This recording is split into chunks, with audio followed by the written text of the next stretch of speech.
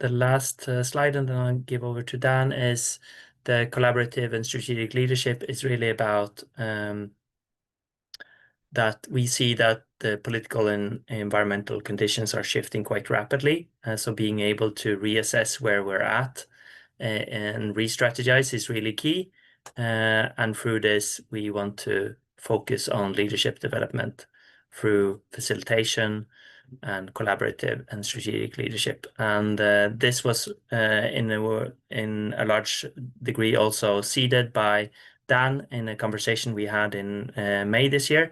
So I'll give over to Dan and then hear from, and for those who are not familiar with Dan, Dan has been one of the co-founders of Animal Rebellion in the UK, turned into Animal Rising, and who has been doing a lot of really good work and that I'm very happy to be drawing on in what we're doing now. So over to you, Dan.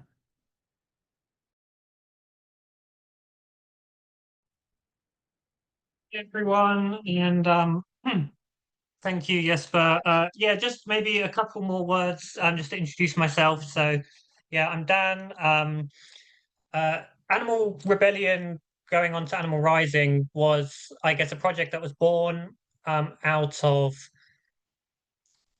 several years of research, um, which was originally, for me personally, part of a organization called Radical Think Tank, which I started up with Roger Hallam, which was me basically following Roger around in those days because I was a very new and fresh activist. But we were doing a lot of research about how to build social movements, and a lot of the design for Extinction Rebellion emerged out of the research that was happening within that space, as well as the Rising Up space, which was like a parallel network. I then went and did the same thing again, very much focused on the animal movement in an organization called Animal Think Tank. All of the things that Jesper's referenced, like the Marshall Gans stuff, the Nerdy Movement Study Group, and like the Ivan Marovich, who I encountered at the International Center for Nonviolent Conflict out of Rutgers University. All of these things were really informative of the then design work that went into creating Animal Rebellion in the first place. So I just want to give a full ringing endorsement into the process that is happening here. And in my experience, like this is where the big movements come from. They come from people sitting down and doing the hard graft of study to learn what's happened before, to speak to the elders, and then to go on and design the things. It's very rare that they splash up out of nowhere. They're always several years in the making. For instance, I met Roger in 2015, and Extinction Rebellion was born in 2018.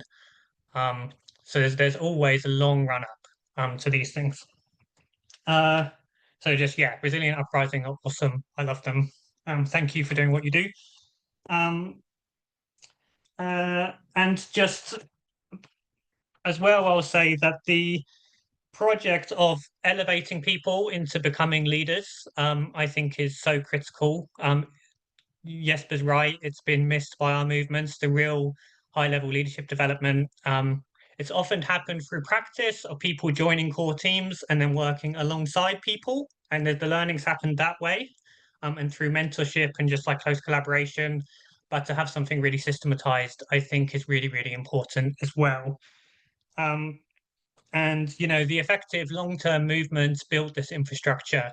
Like I remember reading something about Gandhi, and like they had within the Indian independence movement, they kind of had structured it so they had like all these different leadership teams ready to step in and take over running the movement. If like one layer of the leadership got cut out, there was like, and then there was this layer, and then there was that layer, and they really built in deep leadership and training through, I mean, they went even more in depth. They set up the ashrams where people went and lived and immersed themselves and spent years kind of embedding themselves into these practices. But this is a good start. We can get to the ashrams later on, I guess. And strategic facilitation. I used to joke with a friend of mine who Uh, I learned for strategic facilitation from a guy who I set up Animal Think Tank with back in 2017. And he had been facilitating for like 20 years, high level corporate and government facilitation. Um, and he was just brilliant. The way that he could bring groups together. His name is Mark Westcombe. Um, the way that he could uh, just bring people together, facilitate very high level strategic conversations in ways that were insightful, enlightening, brought people together, and led to key decisions that led to very complicated and complex series of actions was just incredible. And I used to joke with him that he should run a workshop called the revelation the revolution should be or the revolution will be facilitated, because it is the most important skill, I think, for anyone in a leadership position to have to be able to do this. Because without it, you're kind of just reliant on someone being a leader, doing hierarchical decision making and telling people what to do. But it's through strategic facilitation that you're able to really bring people along with you, take them through the thought processes in a very structured way, to assess a problem from the point of like, what's the context that we're operating in? So, what's the theory of change? How do we work to do this? What's the strategies that we're going to develop? What's the narrative and messaging framework that we're going to utilize to put forward our message? What's the campaign designs that we're going to do? How do we design the organizational structures to facilitate all of these big ideas and make sure they can be implemented successfully? And what kind of a culture do we want to be building within our teams and within our movements? Like these are all really big conversations that strategic facilitation allows you to have with your core leadership team to build a shared understanding, um, and to be able to move forward in a very highly coordinated and highly effective way, and to keep on routinely checking in and doing that work as you're continuously re-strategizing as well, due to the very fast-paced and changing natures that we're in. Um, so there's loads of skills and loads of knowledge people need to be leading and designing the social movements of tomorrow, and I just think that this one's really critical. It's not the be all and end all, but it's just part of the smorgasbord of important things that people need to know. Um,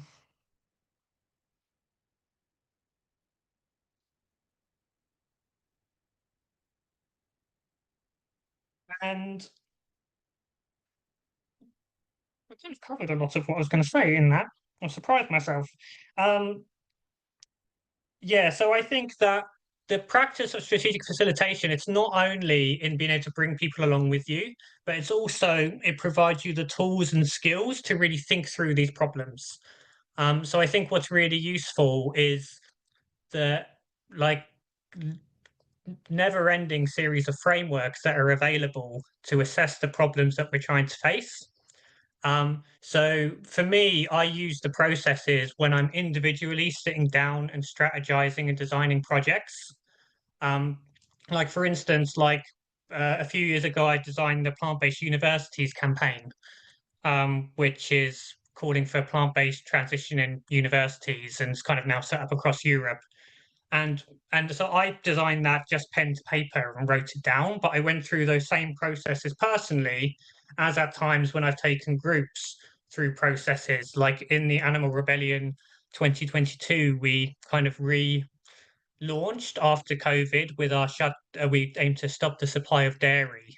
And we were going and disrupting dairy distribution centres in, I think it was September 2022, across the UK. And the same set of processes I did then with the group and facilitating the group as what I'd done pen to paper. So I think it's really good whether you're sitting down to your own thoughts or yeah, working in that collaborative fashion. Uh, and so basically, like I would highly encourage people to sign up to what Resilient Uprising are offering with this course. The person running it is a guy called Jeroen, and he's probably with the team, but I don't know the team. But I know Jeroen because I met him in 2017 in a training course being run by ULEX, which is a European training provider, and does some of the best activist training, I think, in at least Europe, that I've encountered. Their training courses are very well facilitated. And Jeroen really came up through that world, um, and he um, has learned and embodied the very comprehensive frameworks of training that are really good at engaging you at the intellectual level, at the practical level, at the like embodiment level, so you can really take through that knowledge in all of these different domains and all of these different ways. And when I met him, I think he was one of the most impressive people that I've come across in social movements, or even over the last 10 years, really. He was just like highly strategic, highly impressive, was at the time running a very effective movement organization in Belgium, working on decolonization issues. I haven't kept in touch with him, so I don't know what he's done since then, but I'm sure it's been great. But just to say, like, it's a really good trainer who's going to lead you through this course. And he was someone who I personally learned a lot about strategic facilitation processes when I spent 2 weeks with him on a residential course. So just like a ringing endorsement for Jeroen, and again, well done to the Resilient Uprising team for finding him, because I didn't suggest him. They just went and found him. And then I was like, oh, I know that guy. He's awesome. Um, so, I mean, I think that's really all that I'd say. My job in this course is just to try and encourage you that this is an important thing to learn. And I hope that my words have done that even a little bit.